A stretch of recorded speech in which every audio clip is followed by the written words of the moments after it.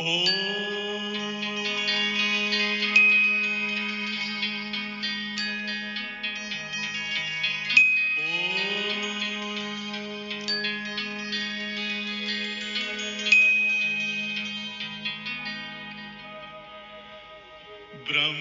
से शिव बाबा पधारे, बोलते ध्वनियों।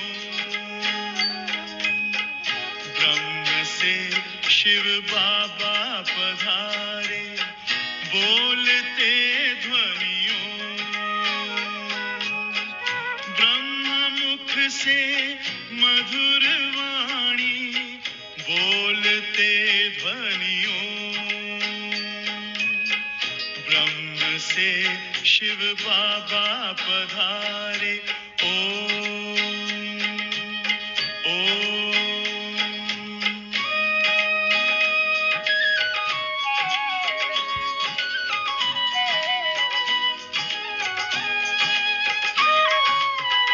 ओम की इस मधुर ध्वनि से किया परिवर्तन।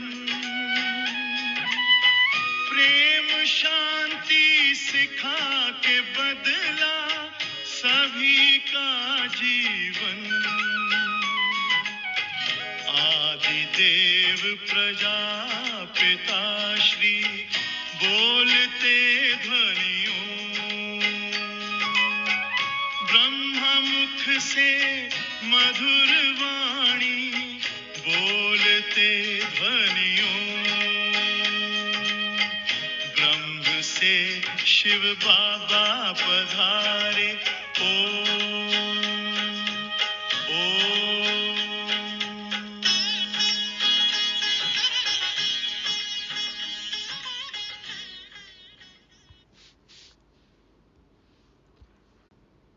ओम शांति। सभी देही अभिमानी, मुक्ति जीवन मुक्ति के वर्षे के अधिकारी, शुद्ध फीलिंग वाले मर्जीवा ब्राह्मणों को सत गुरुवार की गॉडली मॉर्निंग।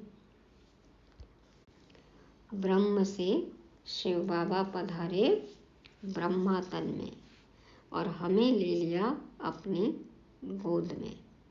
हमें अवसर मिलता है बाप के गले में पिरोए जाने का, नई दुनिया में आने का। कौन आएंगे? जो पुरानी दुनिया से जीते जी मर जाएं, जो लायक बने, श्रीमत पर चले, वो आएंगे। उनको बाबा अपने सिर पर रखते हैं। तो सतगुरु आज हमें सूक्ष्मतन, मूलवतन, सतयुगी दुनिया सबकी सैर कराएंगे। सेवा के सब्जेक्ट में बाबा कहते सिर्फ ब्रोशर, लिटरेचर, लीफलेट से काम नहीं चलेगा। साथ ही साथ हमें क्या करना है? अच्छी तरह समझाना भी है। सिर्फ किसी को चित्र दे दे, पुस्तक दे दे तो ऐसे उनकी समझ में नहीं आएगा। बाबा कहते हैं अच्छे से समझाओ। ढिंढोरा पिटवा देना है बाबा के अवतरण का। ब्रह्म से शिव बाबा पधारे, बोलते ध्वनियों। कैसे बोलते? ब्रह्मा तन से। तो ये बात सबको बतानी है। आज तारीख है 10 अगस्त 2023। 10 बस, वश। माया को अब बस, माया को वश में करने के लिए सुनते हैं सतवाणी। मीठे बच्चे, जब तुम बाप की गोद में आते हो तो यह दुनिया ही खत्म हो जाती है। तुम्हारा अगला जन्म नई दुनिया में होता है। इसलिए कहावत है, आप मुए मर गई दुनिया। बाबा की गोद में आते ही, ईश्वरीय गोद मिलते ही बाबा कहते हैं तुम्हारे लिए तो दुनिया जैसे खत्म हो जाती है। पुराने जीवन से, पुरानी दुनिया से मर गए, खत्म हो गए। हमारा अगला जन्म नई दुनिया में होगा। इसीलिए कहावत बनी, आप मुए मर गई दुनिया। वैसे भी शरीर छोड़ते हैं तो दुनिया उसके लिए तो खत्म हो जाती है ना। फिर अगला शरीर मिलता है, नया जन्म होता है, नया शरीर मिलता है, तो पुरानी दुनिया खत्म हो गई। प्रश्न है, किस एक रस्म के आधार पर बाप के अवतरण को सिद्ध कर सकते हो? कैसे सिद्ध करें कि परमात्मा अवतरित होते हैं? उत्तर में बाबा बताते, भारत में हर वर्ष पितृ खिलाने की रस्म चली आई है। किसी ब्राह्मण में आत्मा को बुलाते हैं, फिर उनसे बातें करते हैं, उसकी आश पूछते हैं, मानो कोई इच्छा बची है, क्या करना है, पूछते हैं। अब शरीर तो आता नहीं, आत्मा ही आती है। यह भी ड्रामा में नोंद है।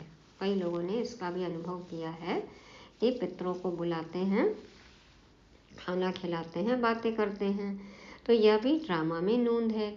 जैसे आत्मा प्रवेश कर सकती है, वैसे ही परमात्मा का भी अवतरण होता है।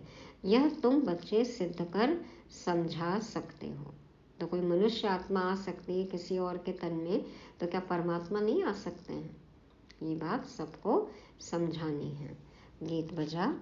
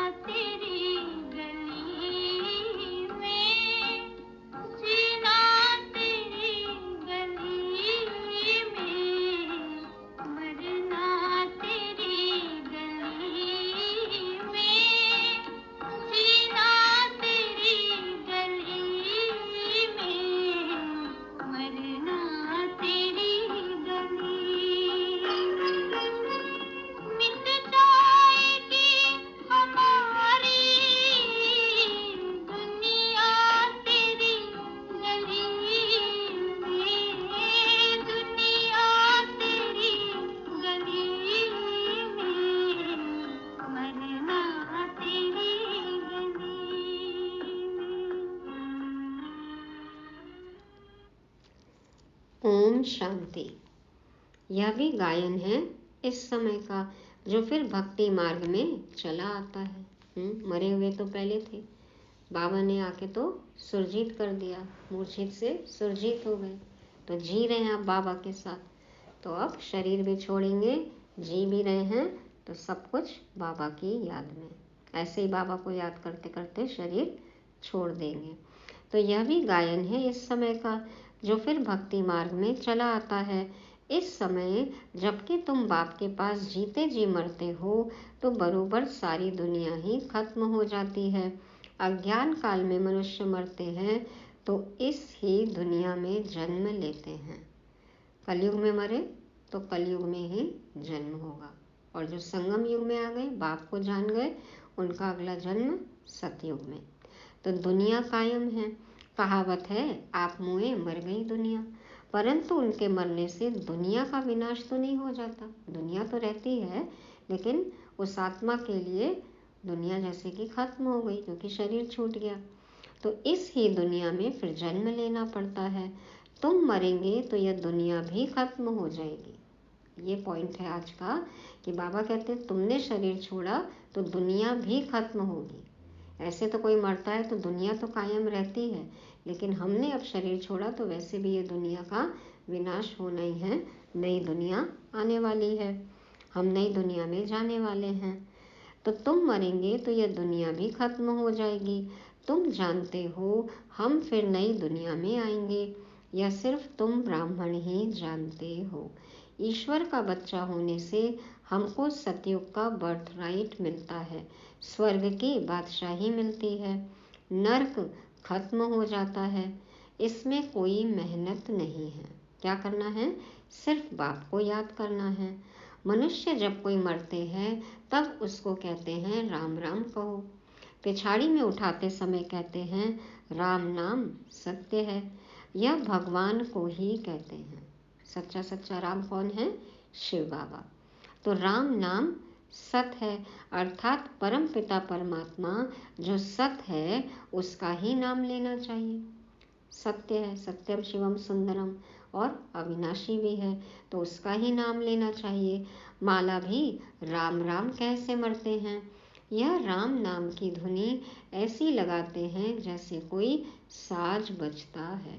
देखो कितनी तर्ज पर राम राम करते हैं ना, ओम की ध्वनि भी कितनी तर्ज पर करते हैं। सब अपने अपने धर्मों में जिसके जो मंत्र हैं तो कितनी राग में गाते हैं, ऐसी ध्वनि लगाते हैं जैसे कि साज बज रहा हो, ऐसा लयबद्ध संगीत एकदम।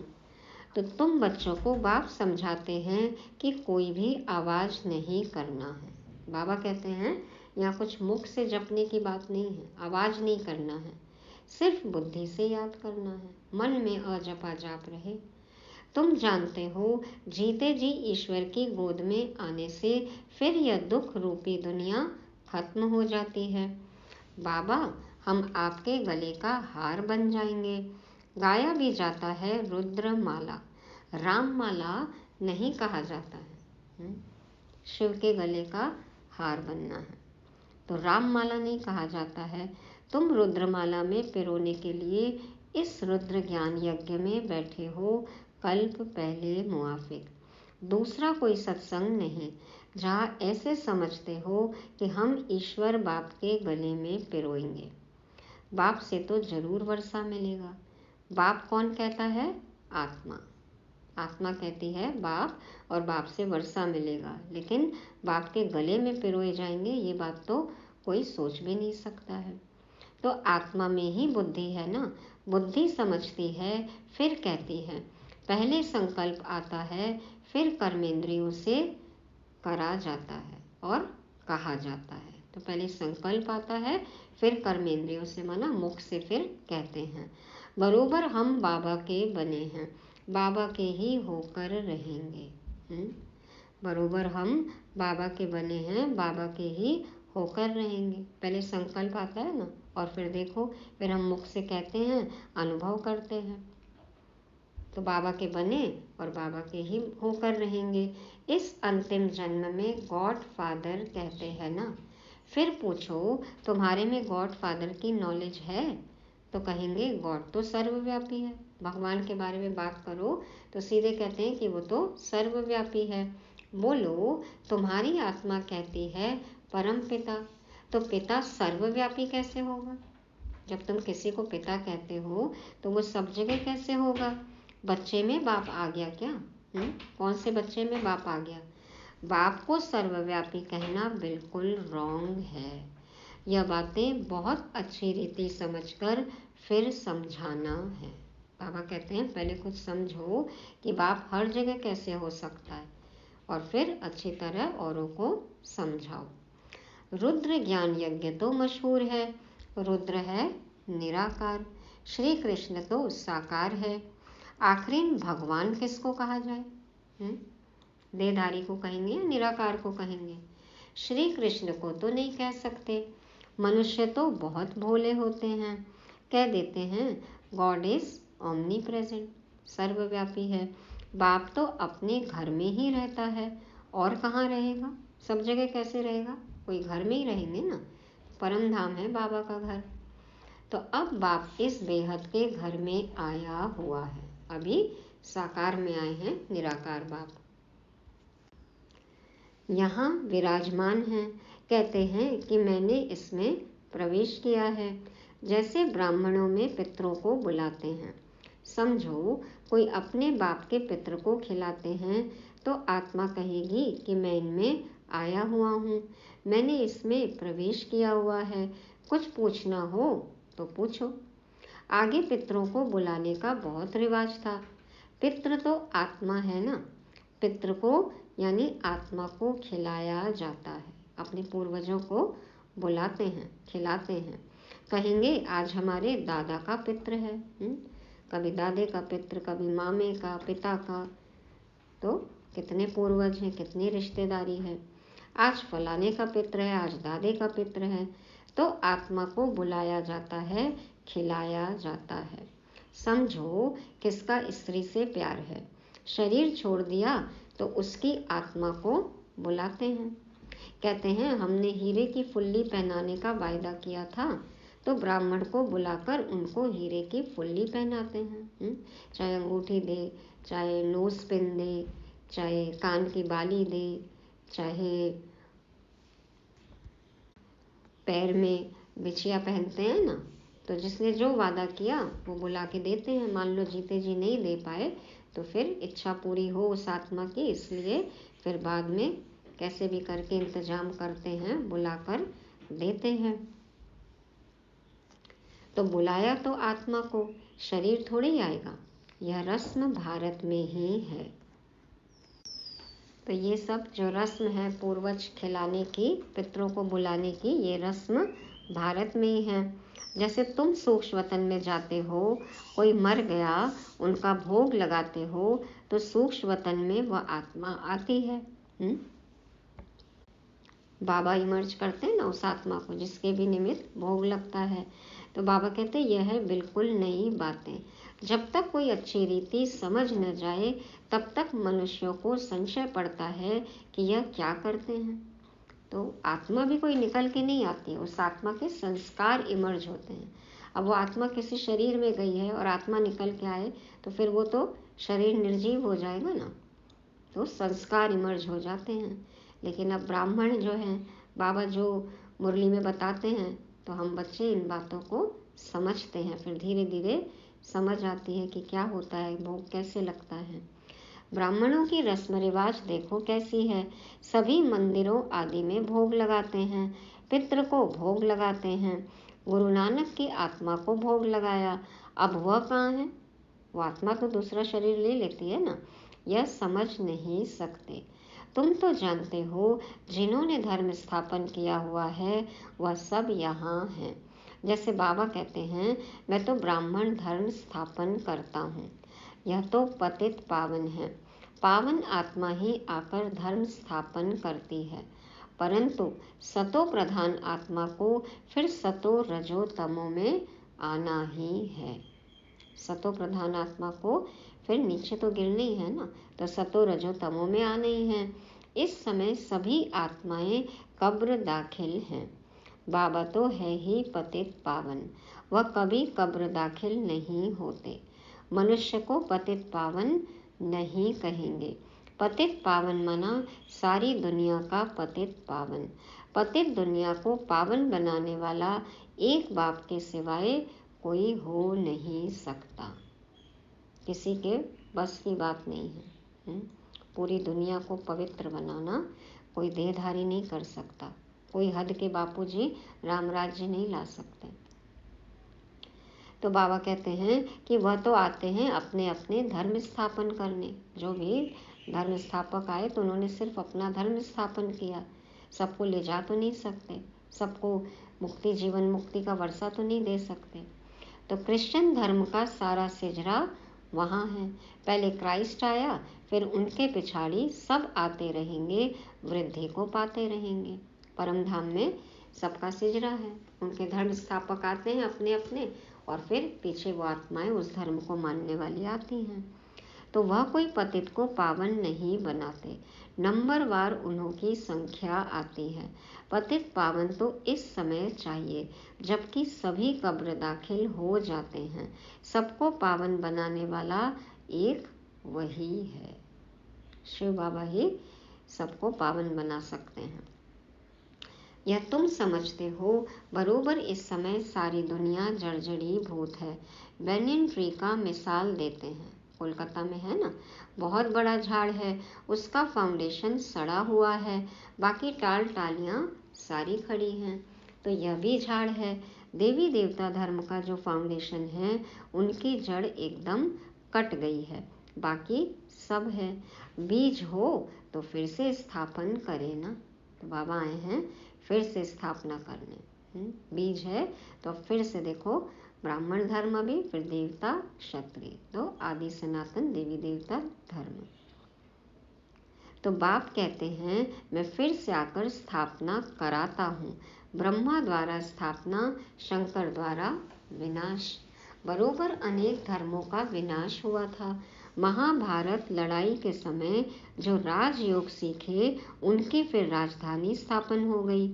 तुम जानते हो अभी हम बाबा के पास जाएंगे, फिर नई दुनिया में आएंगे, फिर झाड़ वृद्धि को पाता जाएगा। देवी देवता धर्म जो था वह प्रायः लोप हो गया है। बाप कहते हैं मैं फिर से आकर आदि सनातन देवी देवता धर्म की स्थापना करता हूँ। भारत जो ऊंचे से ऊंच था उनको अब ग्रहण लगा हुआ है। विकारों का ग्रहण, माया का ग्रहण, रावण का ग्रहण। काम चिता पर बैठने से इस समय तुम्हारी आत्मा काली हो गई है। काम चिता पर बैठे तो आत्मा काली हो गई। अब फिर तुम ज्ञान चिता पर बैठ गोरे बनते हो। तुम जो श्याम बन गए थे, श्याम को सुंदर गोरा बनाने वाला है परम पिता परमात्मा। कैसे बनेंगे fair and lovely? Fair and lovely लगाकर ज्ञान और योग से बनेंगे फेयर एंड लवली। श्याम से सुंदर, काले से गोरे। तो हमें कौन बनाता है गोरा? परम पिता परमात्मा। उनकी श्रीमत मिलती है। परम पिता परमात्मा की आत्मा एवर प्योर गोरी है। आत्मा में ही खाद पड़ती है। बाबा हमेशा सोने का मिसाल देते हैं ना कि सोने में इम्प्योरिटी होती है, खाद पड़ती है। तो देखो सोने की वैल्यू, कैरेट जो है वो कम होता जाता है, फिर वैसे ही जेवर बनता है। ऐसे पूरी प्योरिटी तो 24 कैरेट, ऐसे 22, 20, 18। तो अभी तुम जानते हो इस पुरानी दुनिया का विनाश होना है, सभी का मौत है। फिर तुमको कहने वाला कोई नहीं रहेगा कि राम राम कहो। सभी मरेंगे। कौन किसको कहेगा राम राम कहो? कौन कहेगा, कौन सुनेगा? अब देखो नेहरू मरा तो उनकी राख को सब जगह गिराया। कोई भी वीआईपी शरीर छोड़ते हैं तो फिर उनकी अस्थियां, उनकी राख सब जगह डालते हैं ना। सब सागर में डालेंगे, गंगा में डालेंगे, नदी में डालेंगे, कोई पहाड़ पर डालेंगे, तो सब जगह राख डालते हैं। समझा? अच्छी खाद मिलेगी। कैसे अच्छी होगी? सभी का 5 तत्वों का शरीर है, एक जैसा ही शरीर है, लेकिन कोई धर्मात्मा होते हैं, महात्मा होते हैं, तो वाइब्रेशन अच्छा होता है ना। प्योर, यदि प्योरिटी फॉलो करते हैं, पवित्र हैं, तो फिर बाबा कहते हैं कि समझते हैं खाद अच्छी मिलेगी। झाड़ में कीड़ा आदि पड़ जाता है तो उसमें राख डालते हैं। आजकल तो देखो पेस्टिसाइड डालते हैं, कितना केमिकल डालते हैं। अभी इस सारी पृथ्वी को कितनी राख मिलेगी? अब इतनी आत्माओं का शरीर जलेगा, बहेगा, सब नष्ट होगा, मिट्टी में मिलेगा, तो कितनी खाद हो जाएगी, कितनी राख मिलेगी। बड़े बड़े सन्यासी महात्माएं मरते हैं तो उन्हों की राख ऐसे नहीं डालते हैं, इधर उधर नहीं करते हैं, उसको लेकर जाते हैं ना, पवित्र स्थानों पर डालते हैं। तो सबसे उत्तम है सन्यासी। अभी तो कितने मरेंगे, कितनी खाद मिलेगी, तो क्यों नहीं सृष्टि फर्स्ट क्लास अनाज आदि देगी। सब मिट्टी मिट्टी में मिल जाएगी। बाबा कहते हैं फिर प्रकृति भी सतो प्रधान हो जाएगी।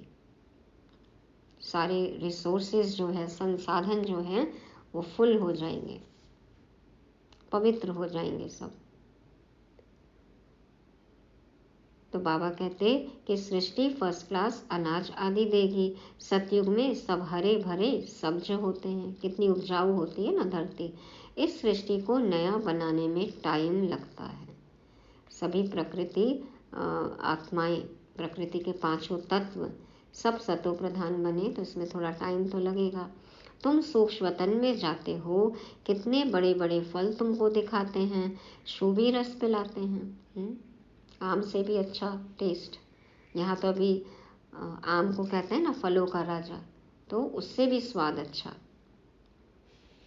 तुम विचार करो कितनी खाद मिलेगी, सो भी खास भारत को।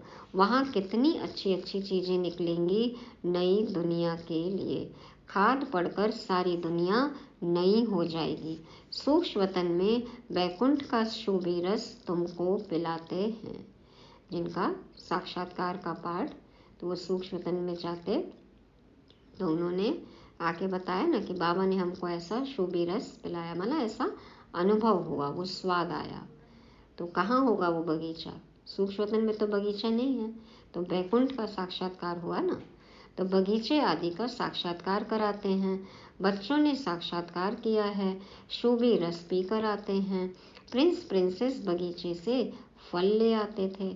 अब सूक्ष्म वतन में तो बगीचा हो न सके, जरूर बैकुंठ में गए होंगे। एक एक को साक्षात्कार नहीं कराएंगे, सबका पाठ नहीं है। जो निमित्त बनते हैं उनको साक्षात्कार कराते हैं।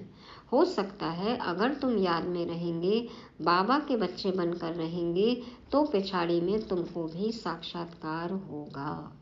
पहले तो बाबा ने करा दिया, पाठ था, लेकिन अब साक्षात्कार किनको होगा? जिन्होंने योग बल जमा किया होगा। तो तुम याद में रहेंगे, तो बाबा कहते हैं बच्चे बनकर रहे तो पिछाड़ी में तुमको भी साक्षात्कार होगा। यह तो पहले गौशाला बननी थी, भट्टी में पकना था, तो बहुत आ गए। पहले का पार्ट अलग था, अभी भी होगा वैसा ही, लेकिन अब योग बल चाहिए। बच्चों को समझाया है, सिर्फ कोई को लिटरेचर देने से समझ नहीं सकेंगे। ये नहीं कि हमने लिटरेचर दे दिया हो गई सेवा। समझाने वाला टीचर जरूर चाहिए, उसके बारे में बताना भी तो पड़ेगा ना कि ये क्या है। टीचर सेकंड में समझाएगा, यह तुम्हारा बाबा है, यह दादा है, यह बेहद का बाप स्वर्ग का रचयिता है।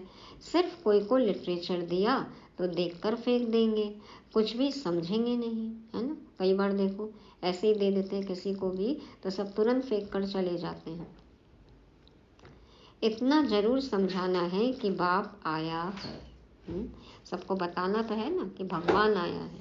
कितने भाई बहन देखो अपना अनुभव सुनाते हैं कि कबाड़ी की दुकान से उनको किताब मिली, बाबा का परिचय मिला और फिर वो ज्ञान में आए। तो बाबा कहते हैं कि कई तो ऐसे ही फेंक देते हैं, समझते ही नहीं हैं। तो समझाना है, यह ढिंढोरा पिटवाना तुम्हारा फर्ज है। बरोबर यादव कौरव भी हैं, महाभारी लड़ाई भी सामने खड़ी है। जरूर राजयोग सिखलाने वाला भी होगा, जरूर स्वर्ग की स्थापना भी होगी। एक धर्म की स्थापना, अनेक धर्मों का विनाश होगा। तुम जानते हो हम नर से नारायण, नारी से लक्ष्मी बनते हैं। यह है हमारी एम ऑब्जेक्ट। मनुष्य से देवता किए करत न लागी वार। बहुत कम समय में बाबा ने मनुष्य से देवता बना दिया। 1 सेकंड में तो ज्ञान समझ में आ जाता है, फिर पुरुषार्थ में टाइम लगता है। अब जो जितना पुरुषार्थ करे वैसा पद मिलता है। तो देवता सिर्फ सूर्यवंशी को कहा जाता है, चंद्रवंशी को क्षत्रिय कहा जाता है। पहले तो देवता बनना चाहिए ना। क्षत्रिय तो बाद में अपने आप बन ही जाएंगे, नीचे आएंगे ही ना, अवस्था तो गिरेगी ही। तो ना पास होने से क्षत्रिय हो जाते हैं। तो बाप कहते हैं, मीठे मीठे सिकीलधे बच्चे, कितने ढेर सिकीलधे बच्चे हैं। देखो किसका बच्चा गुम हो जाता है, 6-8 मास के बाद आकर मिलता है, तो कितना प्यार से आकर मिलेगा। कोई बच्चा खो गया और किसी स्त्री का पति भी बहुत सालों बाद में आया, तो कितना तड़प के कितना प्यार से मिलन होगा ना। तो बाप को कितनी खुशी होगी। यदि कोई बच्चा गुम हुआ, मिल गया, और या तो बहुत दिन से मिला नहीं, फिर आके मिला, तो बाप को कितनी खुशी होगी। यह बाप भी कहते हैं, लाडले सिकीलधे बच्चे, तुम 5000 वर्ष के बाद आकर मिले हो। तो बाबा को जितनी खुशी उतनी खुशी हमें है। लाडले बच्चे, तुम बिछुड़ गए थे, अब फिर आकर मिले हो बेहद का वर्षा लेने लिए। Deity world sovereignty is your God fatherly birthright. सतयुगी देवताई राजाई हमारा क्या है? ईश्वरीय जन्मसिद्ध अधिकार है। तो बाबा तुमको बेहद की बादशाही देने आया है। यह है हेवनली गॉड फादर। कहते हैं तुम बच्चों के लिए कितनी बड़ी सौगात लाई है, परंतु इतना लायक बनना है, श्रीमत पर चलना है। इतनी बड़ी गिफ्ट लेने लायक हम हैं। इससे बड़ी गिफ्ट और कोई हो सकती है? लेकिन क्या हम लायक हैं? श्रीमत पर चलते हैं। मम्मा बाबा कहकर फिर अगर भूल जाए या फारकती दे तो गले का हार नहीं बनेंगे। बच्चों को कितना प्यार किया जाता है। बाप बच्चों को सिर पर रखते हैं। बेहद के बाप को कितने बच्चे हैं। बाबा कितना ऊंच माथे पर चढ़ाते हैं। पाँव में जो गिरे हुए हैं उन्हों को माथे पर चढ़ाते हैं। भक्ति में दंडवत प्रणाम करते आए, जमीन पे लौटते आए, माथा झुकाते आए। जगदीश भाई कहते थे ना कि टिप्पणी घिस गई, बाल उड़ गए, गंजे हो गए। और देखो बाबा यहाँ पर अपने माथे पर चढ़ाते हैं, नैनों का नूर बनाते हैं, दिल तख्त पर बिठाते हैं, सिर पर चढ़ाते हैं। तो कितना खुशी में रहना चाहिए और श्रीमत पर चलना चाहिए। एक की श्रीमत पर चलना है। अपनी मनमत पर चला तो यह मरा। श्रीमत में मनमत घुसा दी तो मरा। श्रीमत पर चलेंगे तो श्रेष्ठ से श्रेष्ठ मनुष्य अर्थात देवता बनेंगे। बाबा पूछते हैं ना कि कितने नंबर में पास होंगे। बाप भी कहते हैं सूर्यवंशी बनो। तो मम्मा बाबा को फॉलो करना पड़े। आप समान स्वदर्शन चक्रधारी बनाना है। शिव बाबा के आगे ले आते हैं तो बाबा पूछते हैं कितनों को आप समान बनाया है। कितने मजे की बातें हैं। तुम ही समझ सकते हो, नया कोई बिल्कुल ही नहीं समझ सकेगा कि यह कोई मनुष्य से देवता बनने की कॉलेज है। कोई समझेंगे कि मनुष्य से देवता कैसे बन सकते हैं। ये कैसा कॉलेज है, कैसी डिग्री है। कोई को तो 7 रोज में बहुत अच्छा रंग चढ़ जाता है, कोई को बिल्कुल नहीं चढ़ता। बहुत मेहनत करनी पड़ती है। पहली बात बच्चों को समझाई कि पहले सबको बोलो कि बेहद के बाप को जानते हो। कहते हैं हाँ वो मेरे में भी है, सर्वव्यापी है। अच्छा भगवान, हाँ वो तो हम में भी है, आप में भी है, सब जगह है। फिर तो पूछने की दरकार ही नहीं है। जब बाप कहते हो तो बाप तुम्हारे में व मेरे में कैसे हो सकता है। मैं भी फादर, तू भी फादर, मेरे अंदर भी फादर, तेरे अंदर भी फादर, फिर भी कोई नहीं कर रहा एक दूसरे का आदर। तो बाप से तो वर्षा लिया जाता है। तो पहले अल्फ पर समझाओ। सबसे पहले बताओ कि आपको यहाँ जो भी बातें बताई जाएंगी वो परमात्मा द्वारा कही गई हैं, बताई गई हैं, वही हम आपको बता रहे हैं। तो बाप कहते हैं मेरे सिकीलदे बच्चे, ऐसे कोई साधु सन्यासी कह ना सके। तुम जानते हो बरोबर हम शिव बाबा के सिकीलधे बच्चे हैं। 5000 वर्ष के बाद फिर आकर मिले हैं स्वर्ग का वर्षा लेने लिए। जानते हो हम ही स्वर्ग के मालिक थे, फिर हम ही बनते हैं। स्वर्ग में जाना जरूर है, फिर पुरुषार्थ अनुसार ऊंच पद पाना है। जाना है और अच्छा पुरुषार्थ करना है, ऊंच पद पाना है। अच्छा, मीठे मीठे सिकीलधे बच्चों प्रति माता पिता बाप दादा का याद प्यार और गुड मॉर्निंग। रूहानी बाप की रूहानी बच्चों को नमस्ते। हम रूहानी बच्चों की रूहानी बाप दादा को याद प्यार गुड मॉर्निंग और नमस्ते। शुक्रिया बाबा, शुक्रिया। धारणा के लिए मुख्य सार। पहला पॉइंट, माता पिता को फॉलो कर आप समान बनाने की सेवा करनी है। स्वदर्शन चक्रधारी बनना और बनाना है। दूसरा, बाप के गले का हार बनने के लिए बुद्धि से बाप को याद करना है, आवाज नहीं करनी है, याद की धुन में रहना है। वरदान है, देह अभिमान के त्याग द्वारा सदा स्वमान में स्थित रहने वाले सम्मानधारी भव। देह अभिमान के त्याग द्वारा सदा स्वमान में स्थित रहने वाले सम्मानधारी भव। बाप दादा कहते हैं जो बच्चे इस एक जन्म में देह अभिमान का त्याग कर स्वमान में स्थित रहते हैं, उन्हें इस त्याग के रिटर्न में भाग्य विधाता बाप द्वारा सारे कल्प के लिए सम्मानधारी बनने का भाग्य प्राप्त हो जाता है। अभी छोड़ा देह अभिमान, रहे स्वमान में, तो पूरे कल्प के लिए बाबा कहते हैं सम्मानधारी बनने का भाग्य प्राप्त हो जाता है। ऐसा भाग्य हमारा भाग्य विधाता बनाते हैं।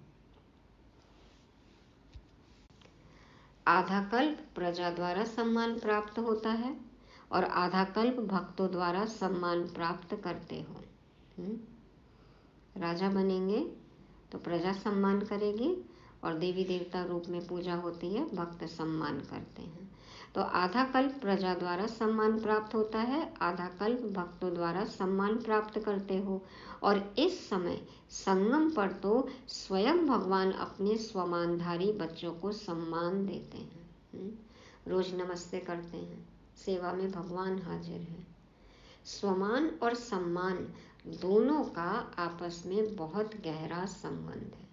अब इस पर विचार सागर मंथन करना है कि स्वमान और सम्मान इन दोनों का आपस में कैसे गहरा संबंध है। बाबा ने जो हमें स्वमान दिए हैं, जो हमें हमारी पहचान दी है, यदि हम उसमें टिकते हैं तो हमें सर्व का सम्मान मिलता है। तो हम कहते हैं ना कि वो हमारा सम्मान नहीं करते, हमारी इज्जत नहीं करते, क्योंकि हम अभिमान में रहते हैं। जब स्वमान में रहेंगे तो सबसे सम्मान मिलेगा। तो इसलिए स्वमान और सम्मान दोनों का बहुत गहरा संबंध है। स्लोगन है, हर कदम में बाप की ब्राह्मण परिवार की दुआएं लेते रहो तो सदा आगे बढ़ते रहेंगे। हर कदम में बाप की ब्राह्मण परिवार की दुआएं लेते रहो तो सदा आगे बढ़ते रहेंगे।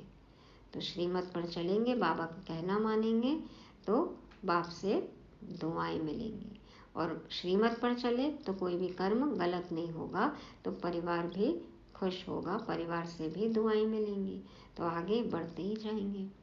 तो ये थी आज की मुरली, जिसको रिवाइज करने के लिए पॉइंट्स हैं। पहला, आप मुए मर गई दुनिया। दूसरा, परमात्मा अवतरण, सबको बताना है कि निराकार परमात्मा कैसे साकार तन में आते हैं। तीसरा, स्वदर्शन चक्रधारी, बनना भी है बनाना भी है। और चौथा, सम्मानधारी, स्वमान में रहना है तब सम्मान मिलेगा। और पांचवा, सभी से दुआएं लेनी है, बाप से, परिवार से। ओम शांति।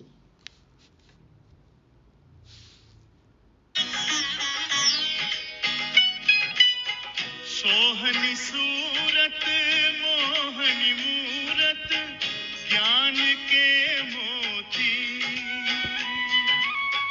भव्य मुख पर चंद्रमासी चमकती ज्योति,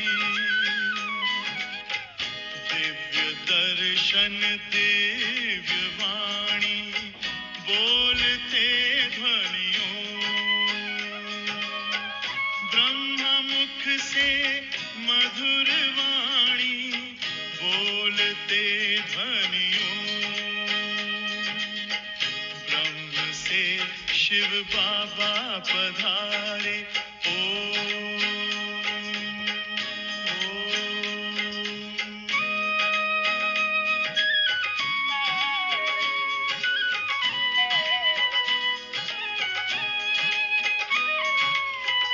विश्व में थी पाप की जब घटा छाई,